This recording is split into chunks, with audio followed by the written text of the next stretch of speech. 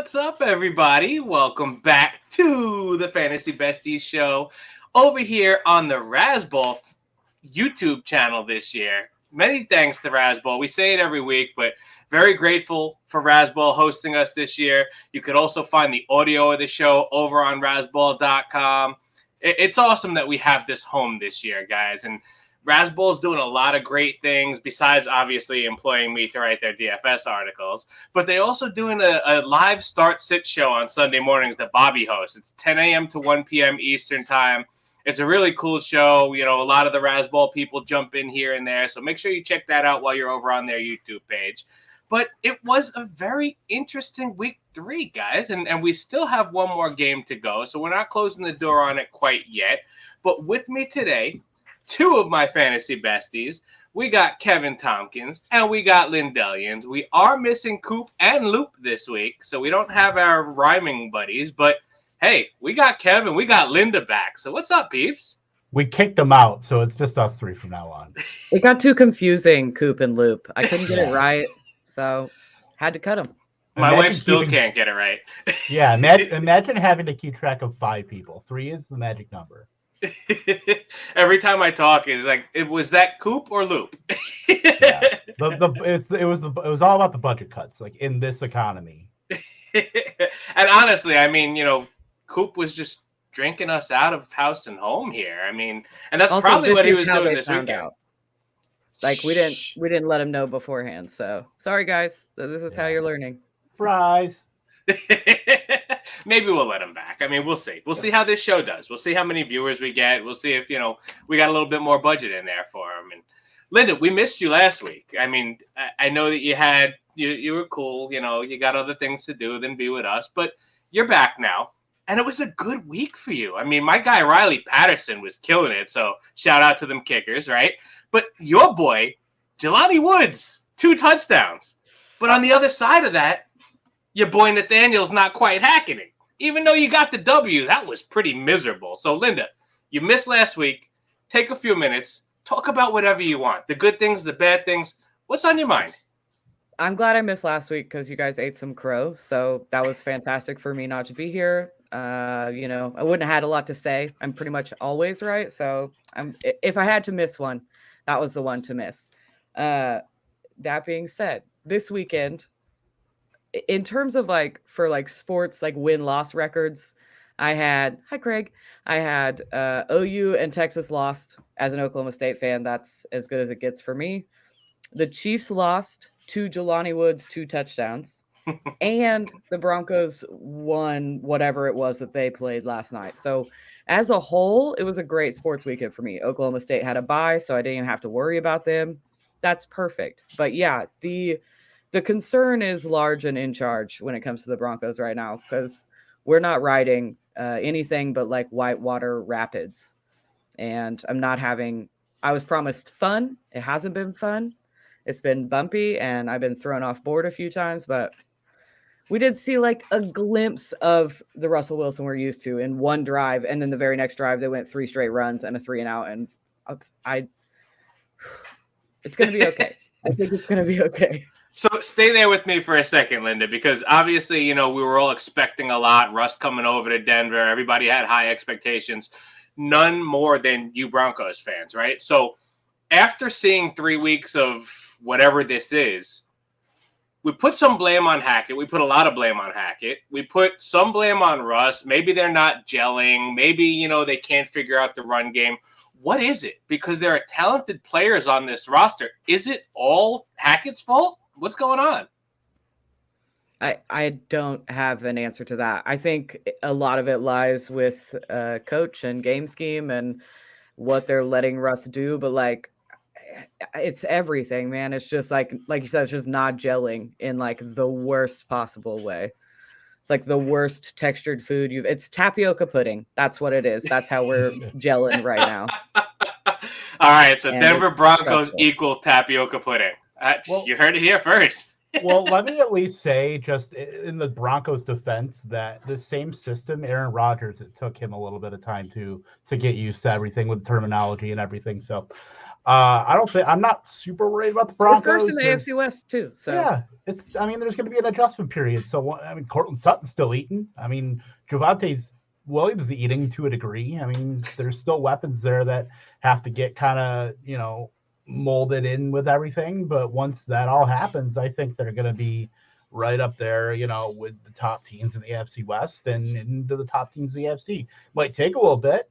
Clearly we're seeing bumps, right now, but I think it'll all smooth out mid-season into the toward the playoffs.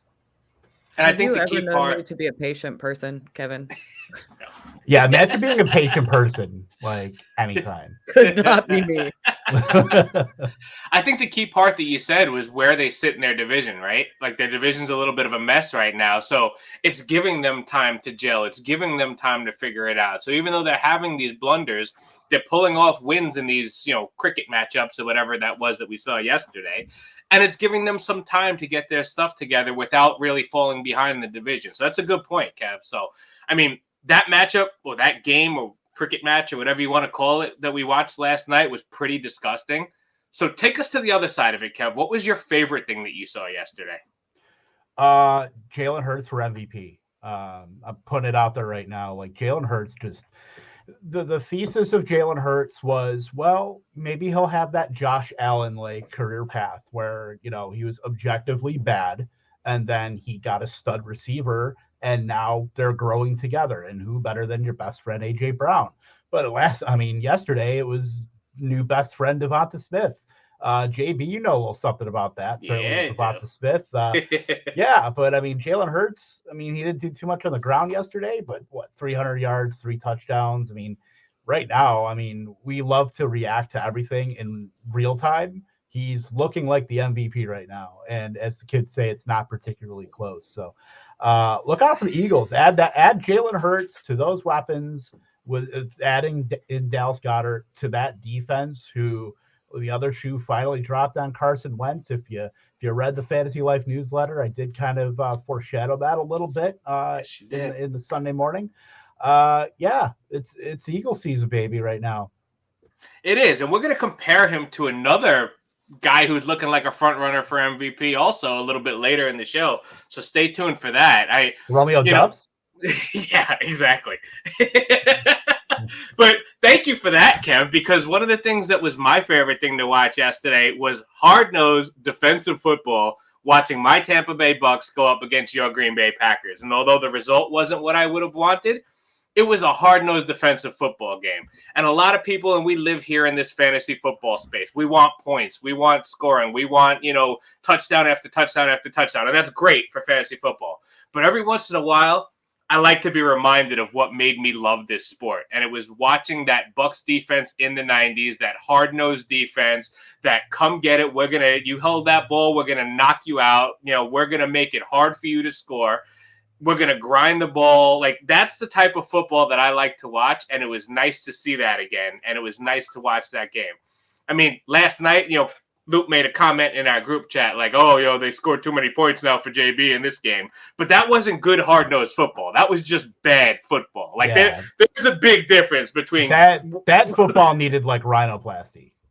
Honestly, Kev, I had the game split screen that I wasn't even listening to it. I was watching Big Brother on the other half of the screen. I was watching, shout out to Taylor. Congratulations to Taylor winning Big Brother. But, I had to just get that off to the side because I couldn't just watch that game. So you watching Big Brother, Jade? Stop it. Get some help.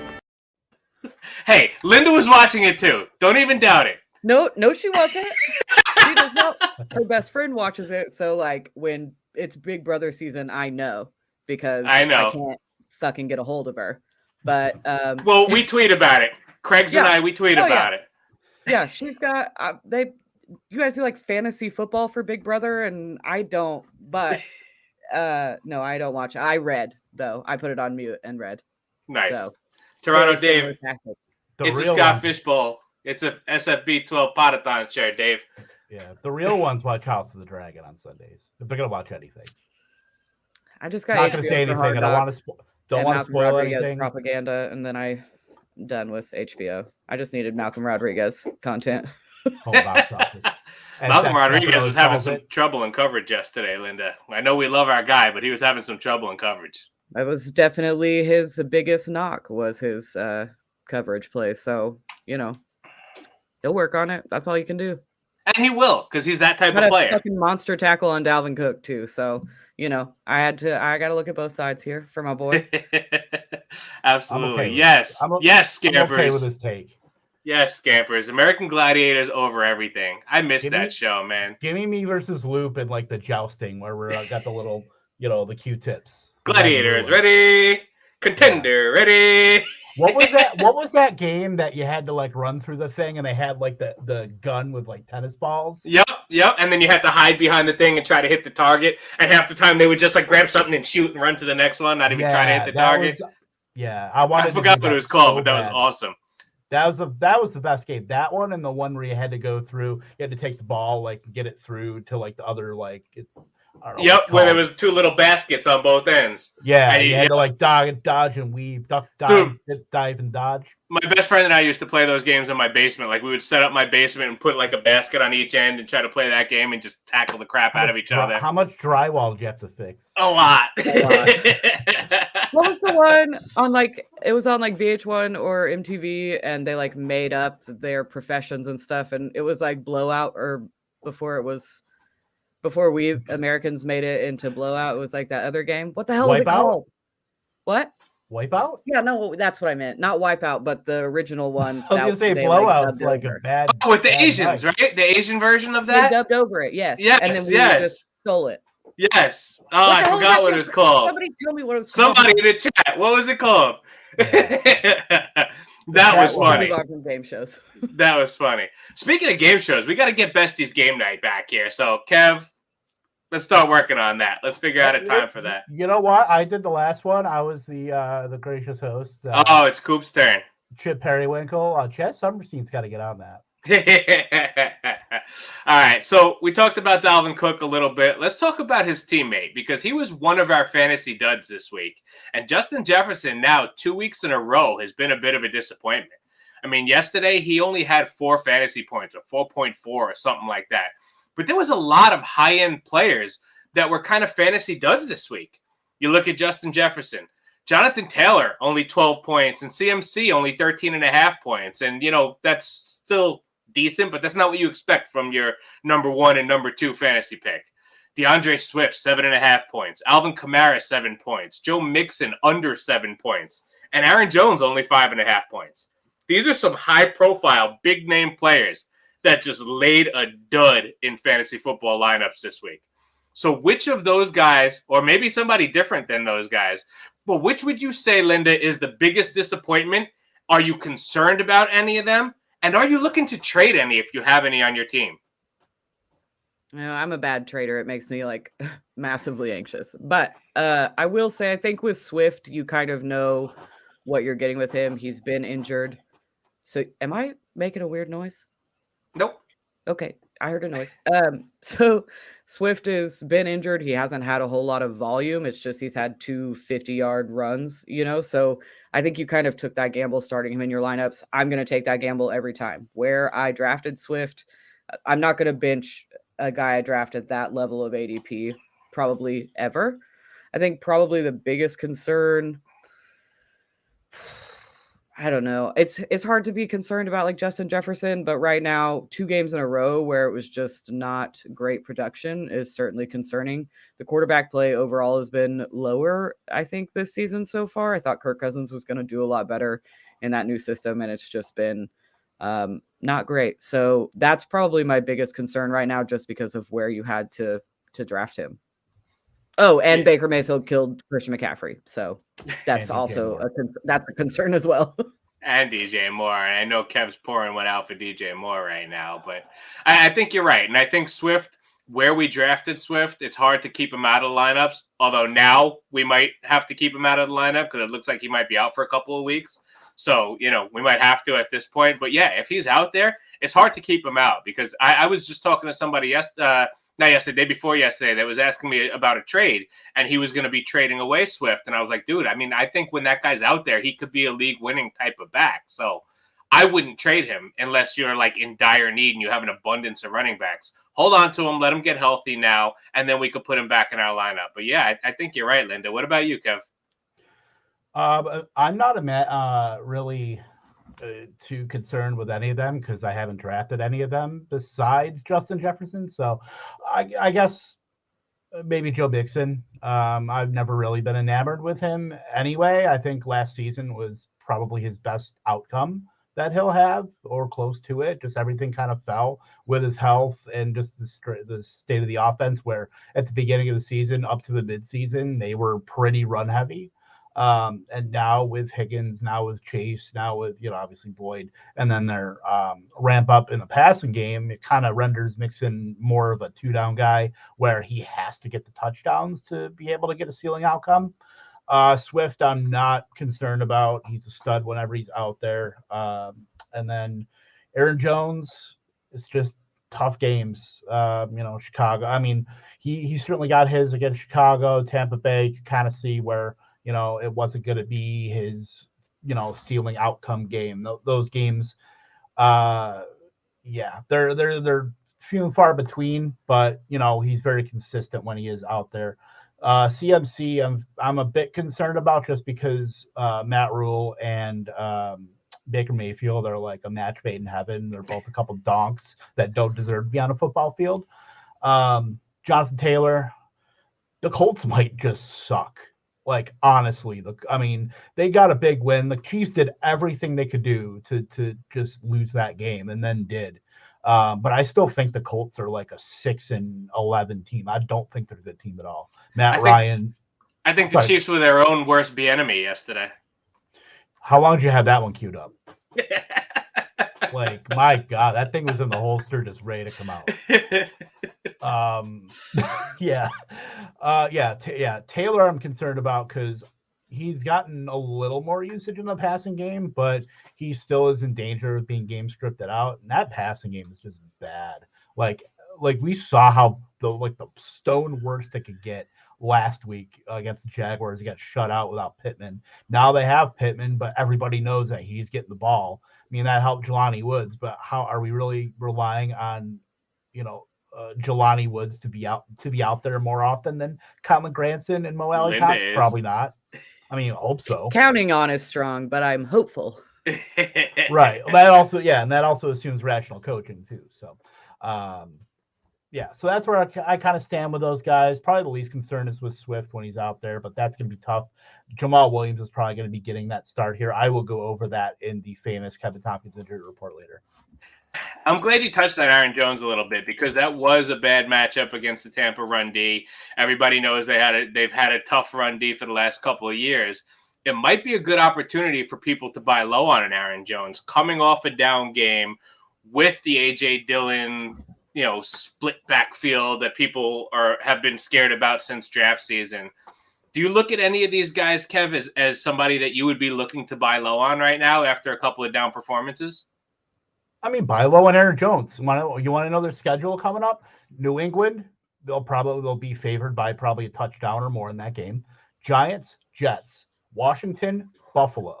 Like, that Buffalo game is going to be plenty involved in. I mean, Buffalo's going to be favored, but that's and then Detroit and Dallas. So they've got plenty of usable, you can get some ceiling outcomes out of Aaron Jones there. I would certainly look to if you're able to buy low on him. I mean, it's tough to call him a buy low because he hasn't really been bad, but he just hasn't been, I guess he's just been level with where you've been taking him in drafts. And if you're going to draft the second round running back, you're hoping that he can be, that league winner where you didn't have to spend a first round pick on him. So that's kind of the thesis there. But yeah, like I said, it's weird calling it buy low, but if you can, Aaron Jones would be a definite target. No Packers bias here. I think he's fantastic if you can get him on your fantasy team. That's a pretty juicy upcoming schedule. Once you said that, it's like, yeah, let's definitely go out and get him. And there might also be let's ride. Yeah, there might also be some other Packers that we'll touch on later also that you might want to be riding with on that schedule. The guy I'm most concerned with out of that group, guys, is Alvin Kamara. And I'm surprised neither of you brought him up because it's been something that we were a little concerned about coming in. We saw those games that Jameis played with him last year. He wasn't getting the same volume as a pass catcher like he used to. And now we're seeing it again. I mean, he did miss last week, but in the 2 games he has played so far this year, we're not seeing that. And we were thinking, all right, maybe it was just early Jameis trying to air it out last year and make things happen. And they'll come back to their senses this year, right? You got to involve Alvin Kamara. You got this stud. We kind of have to get him involved, but they're not doing it. And you look at that game yesterday, I mean, it was disgusting.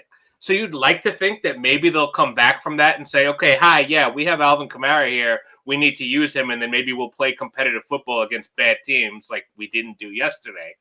But it's concerning because they haven't shown us that they're willing to do that. Jameis hasn't shown us that he's willing to check down. I saw a screenshot. I don't remember. I was just scrolling Twitter before, and I don't remember who posted it. But there was a screenshot on a third down. It was like a 3rd and 2 with Alvin Kamara sitting about 7 yards down the field, in the middle of the field, wide open, nobody anywhere near him. And Jameis didn't throw the pass that way to extend the drive. He took a shot deep, incomplete, settled for a field goal.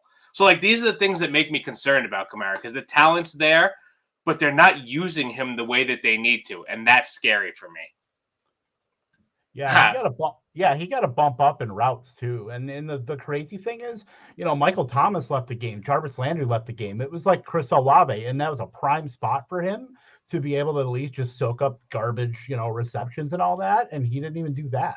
He earned 7 targets, but he only caught 2 of them. So, I mean, maybe it's a Jameis thing at this point because we always knew that, Teddy Bridgewater would dump down, Drew Brees would dump down. It's just not Jameis's game. He would look rather look downfield. And Chris Olave has 500 air yards in the last 2 games. That's Jameis Winston. Jameis Winston is not, dump down, check down Charlie like Aaron Rodgers was yesterday. Exactly. And that might be a concern. And let's put Loop's comment up on the screen because Loop is joining us, even though he's not here on screen with us. Loop's worried about Austin Eckler, and rightfully so. I mean, Eckler, his involvement in the offense, not necessarily yesterday, but the week before was non-existent. And then yesterday, I don't know if you could just kind of toss that game out because Herbert wasn't really himself. But Linda, are you concerned about Eckler too? Yeah, I think you are concerned about Eckler, but in fairness, he said before the season started that he wanted to be on the field. I mean, he wanted to play less, essentially. He was getting beat up. He wanted help in the backfield. So he got that answered. I don't have a whole lot of Eckler, so I guess that concern kind of floated right over my head. But absolutely you're concerned with his workload. And you knew he wasn't going to recreate the amount of touchdowns that he had last season. I think you had to know that also when you went into drafts. But there's definite concern if he's not going to get more involved than he is right now. Yep, absolutely. Cameron's got a question for us too, Kev. Cameron wants to know our thoughts on Amari Cooper after seeing his production in weeks 2 and 3. He's currently Cameron's wide receiver 2. Do we think that packaging him up with Dawson Knox could get him an upgrade at wide receiver 2? 16-team full PPR league. Well, I'd like to know who your other tight end would be if you do trade Dawson Knox. But I think, guys, anytime you're going to package a wide receiver 2 with another startable asset, you could probably be able to get some sort of an upgrade there, no? I mean, yeah. I mean, at first thought, until I saw the 16 teams, I mean, that kind of is the clincher where Dawson Knox would be certainly an acceptable, player in that because Dawson Knox has just not really been that good, but a lot of tight ends have not really been that good either. So, yeah, you can probably get an upgrade. Just not sure what, I would kind of just Amari Cooper, even though it's going to be a low volume passing offense. I mean, Amari Cooper has shown that he's going to be that guy to get targeted. I mean, I'm not super, it looks like he just, Njoku is the other tight end in his roster. And I agree. I like his usage a little bit better too.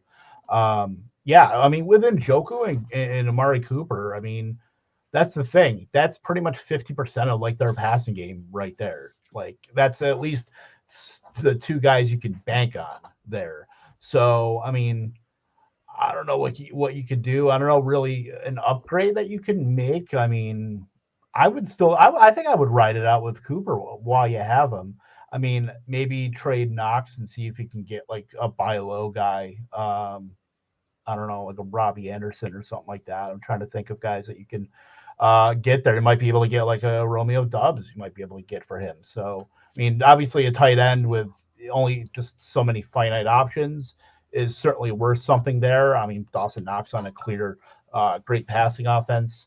It's tough. What do you guys think? What do you think that he could fetch there? Do you think they should deal Cooper and Knox. Well, that's kind of where I'm stuck. So, Linda, tell me if you have any ideas of players, because if I look at packaging Amari Cooper to upgrade, what am I upgrading to, right? Because if I'm going to package a guy that is a PPR machine, right, basically the only wide receiver option on his team in a full-point PPR league, who are you looking to get? You're not going to package him with Knox to get T. Higgins. So, like, who can you get, Linda? Who would you be looking at? Yeah, see, that was the first name that came to my mind. I think to step up from Amari Cooper, and I don't think Amari Cooper is some like lowly. He's clearly shown the last 2 weeks that he's that offense, especially right now. And Jacoby Brissett has been fine. He's been fine. I think that offense has worked just fine to start the season. So I think if you're going to move up for a wide receiver with Amari Cooper and somebody like Dawson Knox, the chance of you getting a guy like T. Higgins are pretty low. And then it's just really a lateral move that you're giving up a tight end that, should injuries happen to that Bills passing offense, he certainly becomes more viable. You know, right now it's not great because he's not getting a whole lot of targets, but he could certainly get into a situation where he becomes a more viable start. So I'm probably not moving Amari Cooper right now. I think he's a hold for me.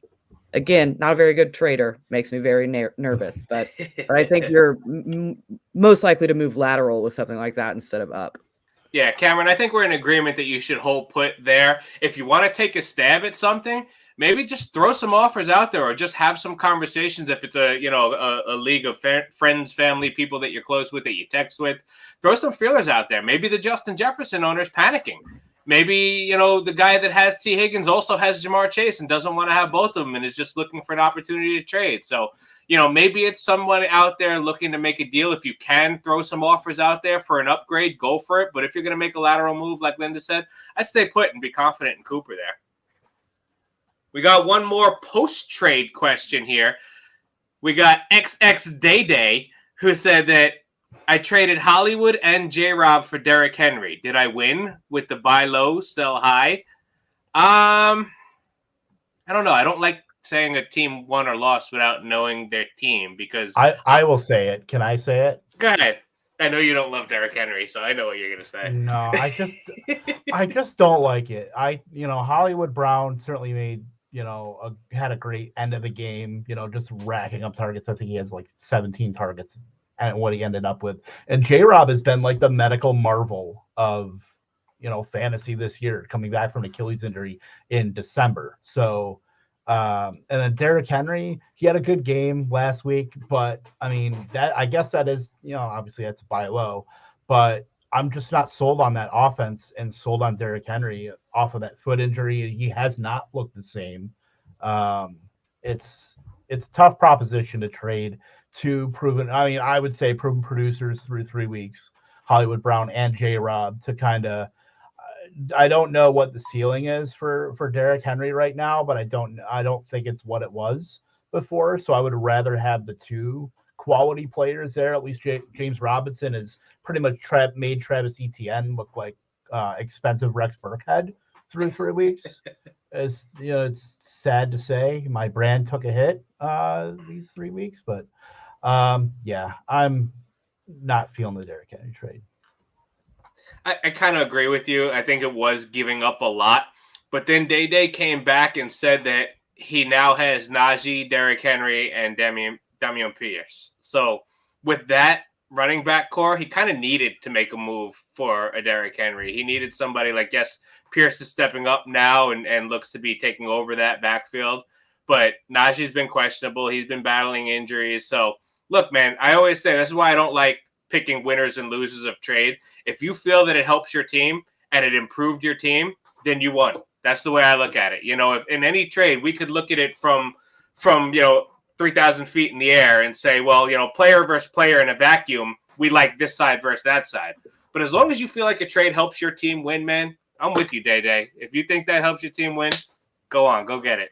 Yeah, and this Matt Chester gave up Marquise Brown to go from RB2 to RB15. Yeah, that's another thing. Chasing pass production is like one of the biggest pitfalls in fantasy. Like, just people have like the emotional attachment to guys that have been studs in the past. This is not an Ezekiel Elliott thread, but it might be an Ezekiel Elliott thread. But, I'm just riding J-Rob and I'm riding Marquise Brown. I mean, DeAndre Hopkins is going to be back in the next few weeks here. So that is certainly something to consider too. But if you're going to trade Marquise Brown, I think you got to trade him maybe next week or so and kind of get that max value out of him while you have him and then kind of deal him. I mean, he's still going to be part of the offense, but I can understand why you'd make that move. Yeah, but the whole chasing pass production thing, I would have stuck with J-Rob and Marquise Brown versus, I just think Derrick Henry's too volatile an asset right now to be able to spend that capital and trade two quality pieces for Derrick Henry. Yeah, and J-Rob's not going to stay RB2 all season. We know that. We don't know that, but we know that, right? So, it's all relative. But, Linda, would you trade Javonte Williams for Chubb right now? For Chubb? Yeah, if you had Javonte, would you trade him for Chubb right now? Probably. That was Deluxe Crane Plays asking us that question, and I do agree with you, Linda. I think that I would trade Javonte for Chubb. I think that, Kev, you've said it. You've been saying it all along. Nick Chubb's the league winner, right? Oh, yeah. I've been saying that for years now, that Nick Chubb is a league winner. And it's now finally just comes to fruition. I have been slaving away with the Nick Chubb grinders. We're finally got our moment in the sun. We have used that pickaxe in the content mines and finally got that little glimmer of light to come out. And it's just, I feel very validated in my entire process that we were able to get Nick Chubb to the promised land, to the mountaintop.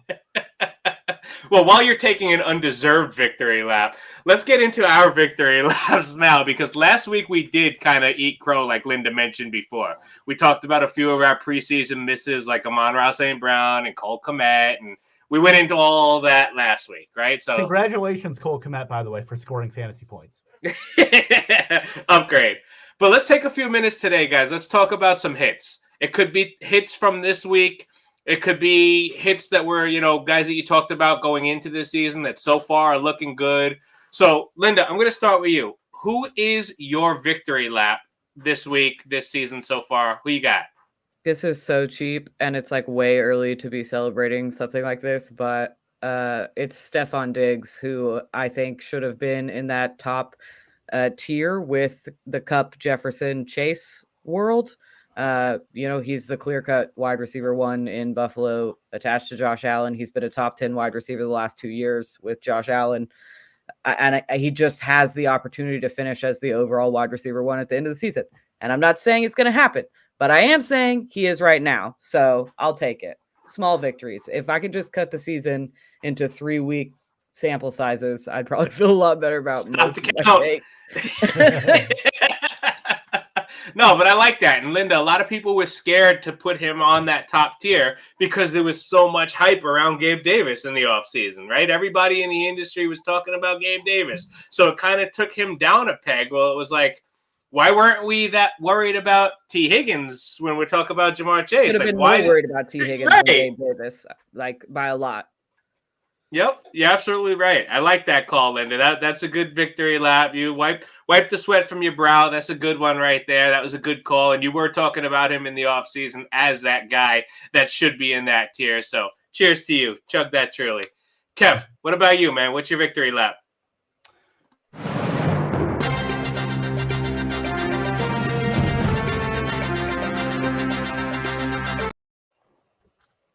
Zero RB works. It's going to be a thing. We're already seeing it with 3 9th-round or later running backs in the fantasy top 10 right now. We're looking at James Robinson, Khalil Herbert, Jamal Williams. And look at that. Running backs are getting hurt. We'll talk about that later. Khalil Herbert's going to be getting a starting role with David Montgomery likely out. James Robinson, we just talked about him being a stud and now has relegated Travis Etienne to expensive Chris Evans. And now Jamal Williams, Mr. hip thrusting, personal fouling, swag daddy himself. I just sounded really white when I said swag daddy, but I'm going to roll with it. Yeah, I mean, imagine drafting a running back in the first round when you have all these awesome wide receivers and Jalen Waddle and just the list goes on. I mean, This is the year of zero RB, baby. We're living in it. I hate it. I hate to admit that it's like kind of working right now because like I just can't do it, man. Like I understand the concept of it, and I understand, and you're seeing examples of why and how it works.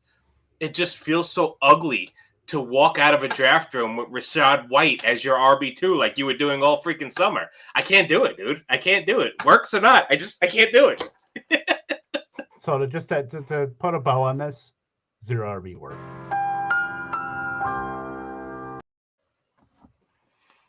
Well, I'm not going to talk about running backs. I'm going to talk about my wide receiver this week because I'm still sweating. I'm losing weight this week with all the victory lapping I'm doing on Devonta Smith because this might have been one of my best DFS calls in the couple of years I've been doing DFS content. I put him in as a must start, and I was so confident about it that I was even tweeting about it after the fact. Like as I tweeted out my article on Razzball.com, I tweeted out and said, spoiler alert, Devonta Smith is the value of the slate this week. I was responding to other people's tweets about DFS like, hey, $5,200 Devonta Smith is a smash this week. He put up 33.9 points on DraftKings for a 6.5 times return on investment. Guys, you look for a 3 times return on investment to win tournaments.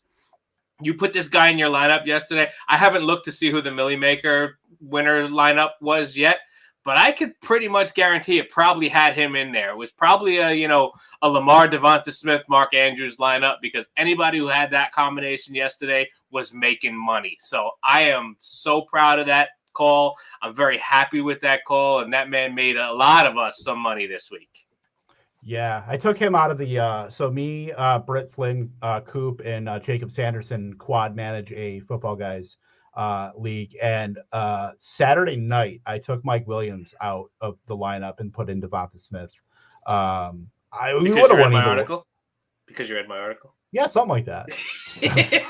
No, I did read your article though. But yeah, so that's tough not knowing with Justin Herbert, but yeah, Devonta Smith was just just a hammer in a necessity, especially if you're going to make some money in DFS in week 3. I mean, week 3 was just a weird week altogether. I mean, we saw Matt Collins, we saw, God, it was just so wild. But yeah, Devonta Smith was one of the hammers he needed. Absolutely. And shout out to you for Football Guys team there going 3-0. Mine's 2-1, so we're making moves. I had a pretty dominating performance this week. I won by like 50 points. So let's hope that we keep crushing it. That's a big Football Guys FFPC league that we're both in, and hopefully it'll pay off for us in the long run. Absolutely. A little early to victory lap on that one, but yeah, we gotta stay in the starting gates for now. Yep, absolutely. But victories, we got 5 teams that finally got their first victories this week. We had talked about the Colts before upsetting the Chiefs. Bengals took care of the Jets. Titans held on against the Raiders. That one was, I didn't know how that one was going to go. Panthers, we talked about upsetting the Saints in an ugly one. Like I honestly, I have all the games on and I flip around and I put a couple up at a time. I don't think I watched more than like 3 minutes of that game. That was just ugly. It was barely on Red Zone. Like I kept having to be like, what is the score of that fucking game? It was not on Red Zone. Yeah, nobody wanted to watch that game. And another ugly one was the Falcons and the Sea Chickens. I mean, the Falcons finally got their W there, but I mean, those are 2 teams that nobody really wants to watch either. Even though, I mean, I gotta be honest, Geno's been a little impressive. I mean, he's made some nice throws. He looks like a competent football player. That's more than I expected from him. So, any of these guys, real quick, any of these 5 teams that got their first wins, a team that you think might be in playoff contention and be able to work their way back? Kev? Bengals be fine. I don't really think there's much worry about them. They're gonna have their day. I already talked about the Colts. I think they're complete and utter crap. Titans are smoke and mirrors. I just don't think they're very good either.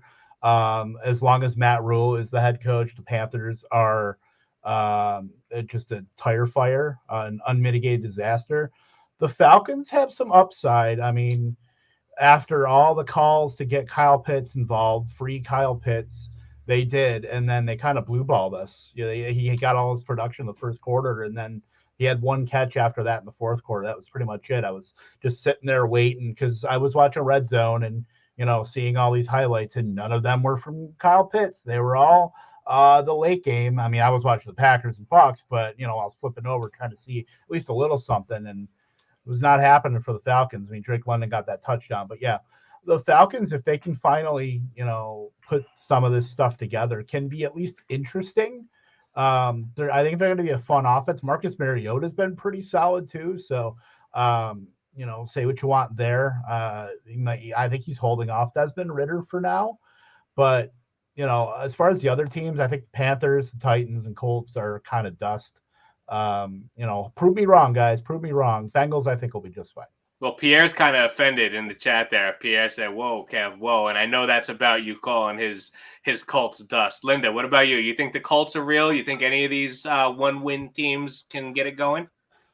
No. What I do want to say is that the Raiders Linda, all you had to do was just tell me to play this video. Looks just like her. Yeah. The Raiders are 0-3, which is fun. And also, I just want to say that Jelani Woods has more touchdowns in his career than Kyle Pitts. So just want to leave that on the table. We can go to the next question. All right. So speaking of friends, Kev, you brought up the Eagles before, and you brought up how impressive Jalen Hurts was. I'm just as impressed at what Lamar Jackson's doing with his 3-0 or his 2-1 team, but also what Tua is doing with his 3-0 Dolphins. Nobody expected the Dolphins to win that game yesterday, and they came out, concussion, back injury, whatever it was, to come out on top of Buffalo in a game that pretty much everyone had Buffalo winning. Which of those 3-0 teams do you think is more impressive? Because I think they're both pretty impressive. Linda, which one do you like better? I think the Eagles are way better than the Dolphins. I think the Dolphins are fine. I think, obviously they went out and won a game that nobody thought they should have won. Now they went against an entire secondary of backups. There were plenty of injuries. I don't think Tua should have played. I don't think the NFL can force feed us player safety first after what we witnessed.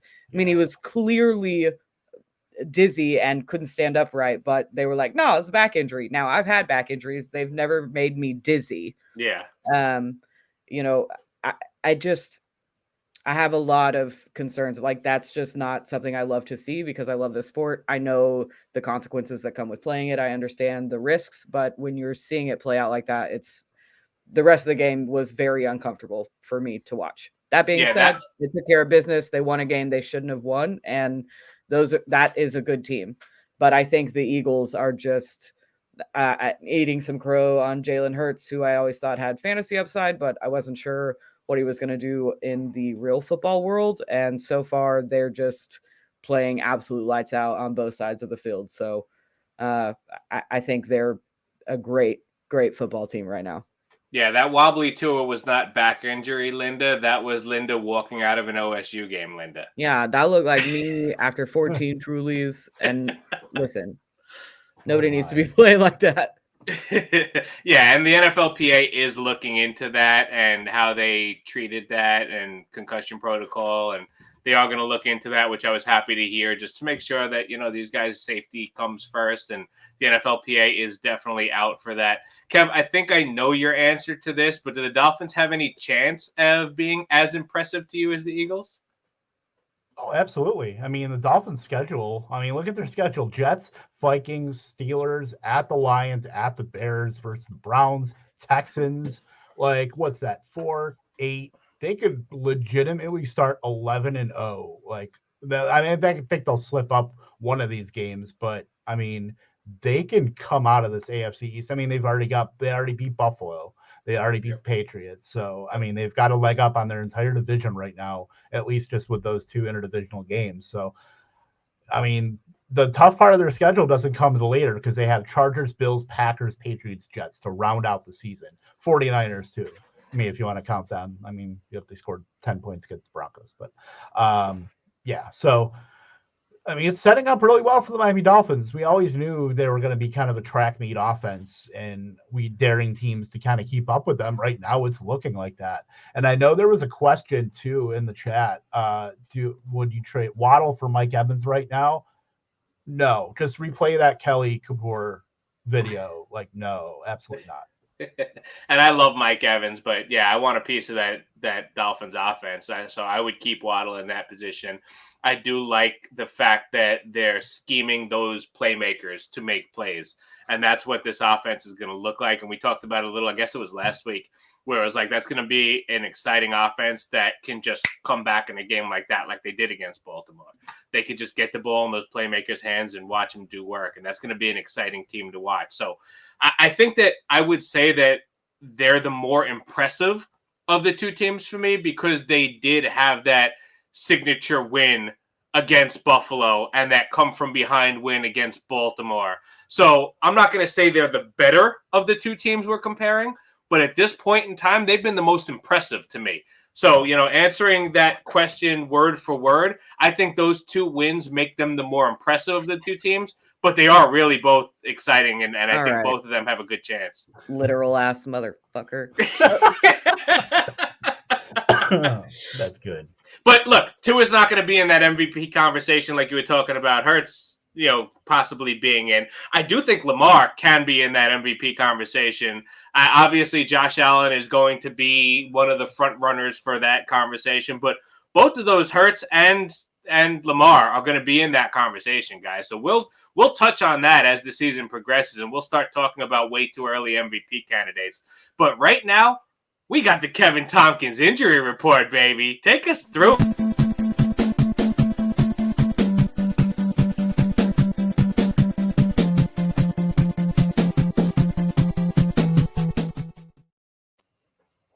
That's right. The doctor is in. Welcome to the Kevin Tompkins injury report. I am Kevin Tompkins, of course, not a doctor.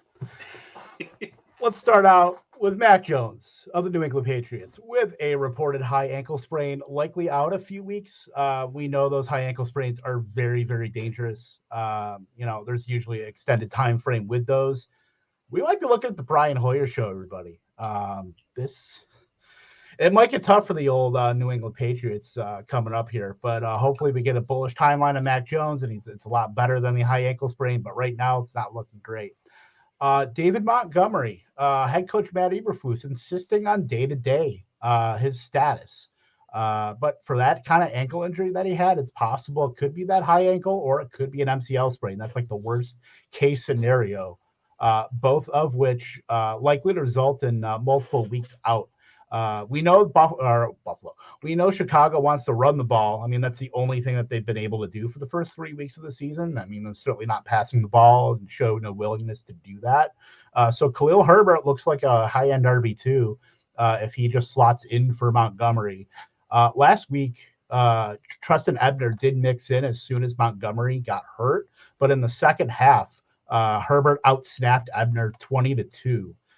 So it looks like that Eberflus was going to ride the hot hand, but Herbert kind of forced his hand. So it's looking like a Khalil Herbert show.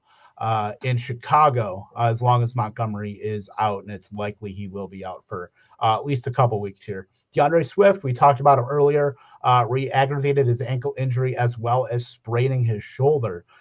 He did not look like Deandre Swift. He was in pain for most of the game. So when he was out, it was Jamal Williams hip thrusting and getting personal fouls for unsportsmanlike conduct. One too many thrusts. Yeah, one too many thrusts there for old Swag Daddy. So, but if he is in the lineup and like he's already been a top 10 running back, now that he's going to be getting starter level work in that improved Detroit Lions offense, I mean, probably the same as Khalil Herbert. He's probably the high-end RB2 that can have some spike weeks because we know he's going to be getting some of that work. And Craig Reynolds is probably going to get a little bit involved, but I don't see him taking too much off the top for Jamal Williams. Dalvin Cook suffered a shoulder subluxation. That's a partial dislocation for you layman's. Will result in likely a week or two. We know Dalvin Cook has had a pretty extensive history with his shoulder injuries. and just injuries in particular. So the yearly Alex Madison waiver claim is now in effect here for week 4. So go bid him up. It's likely he is out there in plenty of leagues for you to get somewhere close to an RB2, RB1 kind of workload if Cook is going to miss week 4. Michael Thomas. We talked a lot about running backs. I wonder why that is. It's like running backs get hurt more often than wide receivers. I mean, not that I would have a stake in the game or anything. Michael Thomas injured his toe on the opposite foot that he had that ankle injury, but should play in week 4, barring any more news. They did say that he escaped major injury with that toe, which would have likely kept him out multiple weeks. So some good news there for Michael Thomas. He left the game in week 3, did not return. That has been the Kevin Tompkins injury report. Up to you, JB and Booth. Hey, thanks, Kev. And Michael Thomas's running mate there, Jarvis Landry, also left the game with a foot injury. Both are said to not be anything major, and both should be playable. But hey, look at Pierre's comment there, because talking about painful and injury, Pierre's going to be at Lambeau watching Hoyer on Sunday. Cold weather and Hoyer. Ugh. I just want to say that Brian Hoyer's actual first name is Axel, which I'm not sure why he's not going by, because he'd probably have gotten a starting quarterback job if he went by Axel Hoyer. I'm just saying. Is that a serious thing? I don't know. Mike shared a tweet. I didn't do any further research. If so, I just took it at face value, man. I ran with it. So I just had to put that out there. I mean, I would recruit Axel Hoyer to be my quarterback. Like, he sounds badass. Brian sounds like a little dweeb. But we talk about the injured guys, right? So we talk about guys that we want to pick up for those injured guys. And you touched on Khalil Herbert and some of those backup running backs. But Linda, non-running back wise, is there any big waiver targets that you're looking at? So I put 3 on the list because I'm a glutton. And we got Michael Gallup, who is not playing tonight. I think him and Schultz are both out. Yep. But when he comes back, if you have a bench that you can stash him on, personally, I dropped Darnell Mooney today to pick up Michael Gallup. I don't feel like I'm going to miss a whole lot of production. Hey, Kev, I don't like it either, brother. No, that wasn't for that. That wasn't for that. Wardrobe change. Okay. But, if your bench is long enough or deep enough, I think you can stash him there until he's healthy, see what he has when he comes back.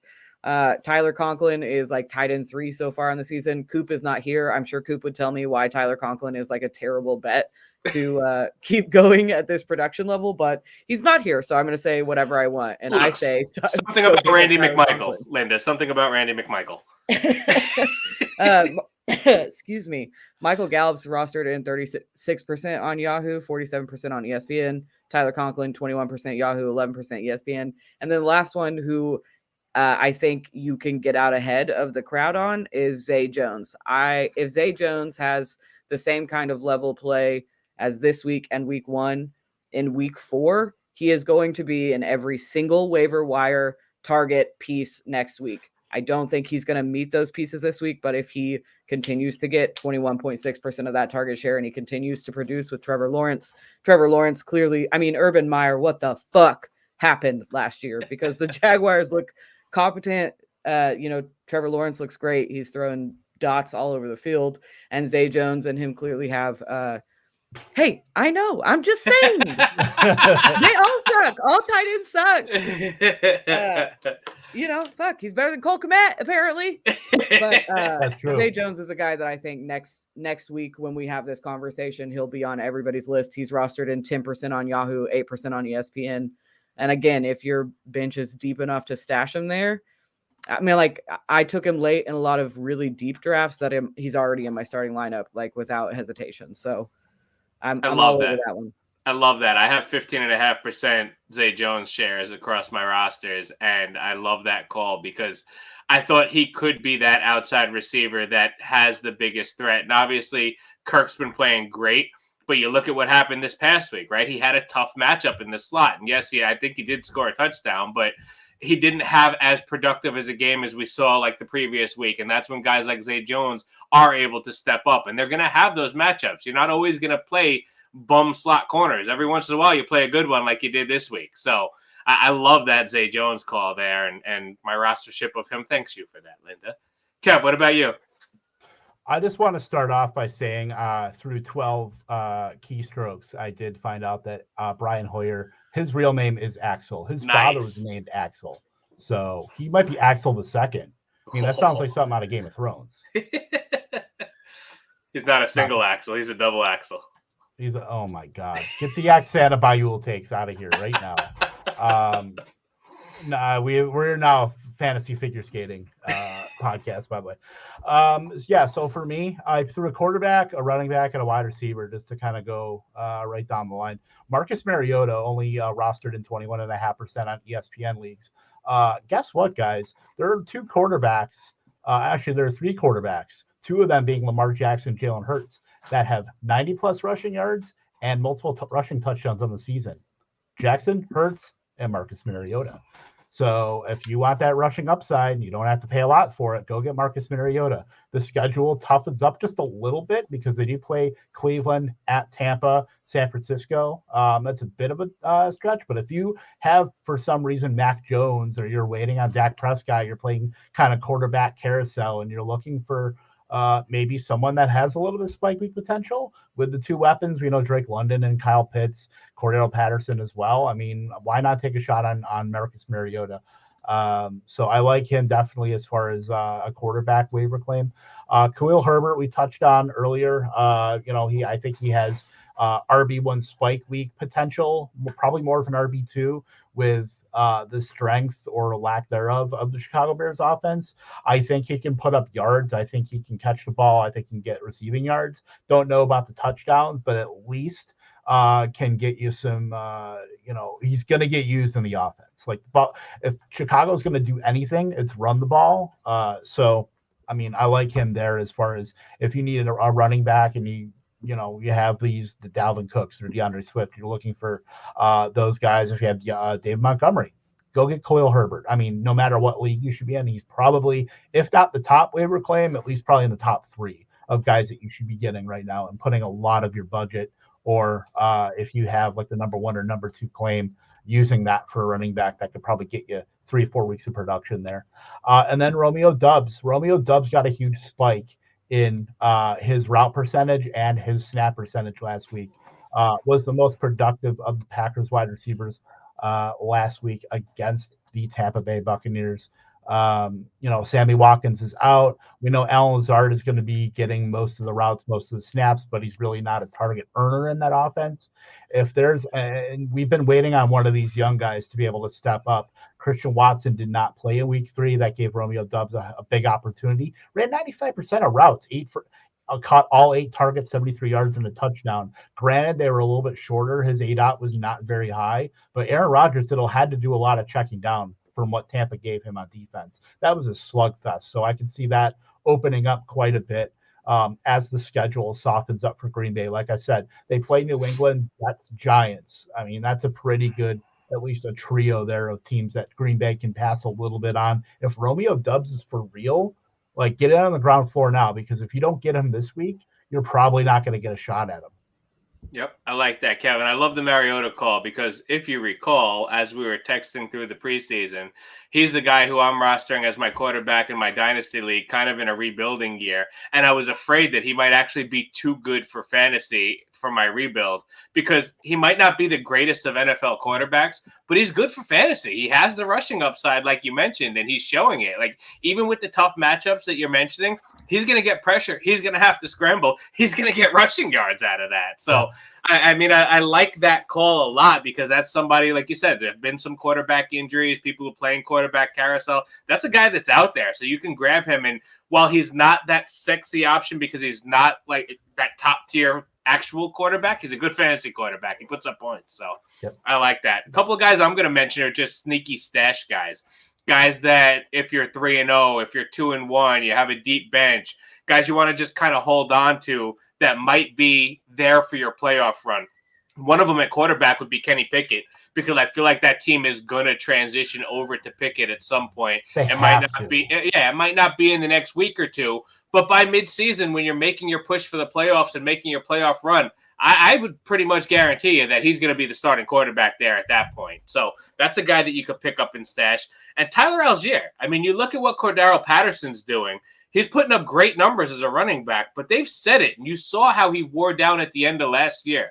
They don't want to give him the same workload that he handled last year, and that's why they went out and they drafted Algier so that he could take some of those goal line looks, some of those hard runs, those ground and pound yardage. That's the guy who they want to do that. So some of that production you're seeing from Patterson is going to end up transitioning over to Algier. So he's a guy that you can grab and stash for as that transition starts to happen, you get ahead of that. So those are just two guys that aren't going to maybe pay dividends for you next week in your lineup. But if you have room to put them on your bench, I would stash those guys. So Monday Night Football coming up, guys. We're just approaching kickoff now. It's not much of a sexy matchup. It is an NFC East battle, two historic teams that don't like each other much. But, guys, it's Daniel Jones against Cooper Rush. I mean, we can't really be that excited about this. Real quick, anything that you're looking forward to the most tonight, Linda?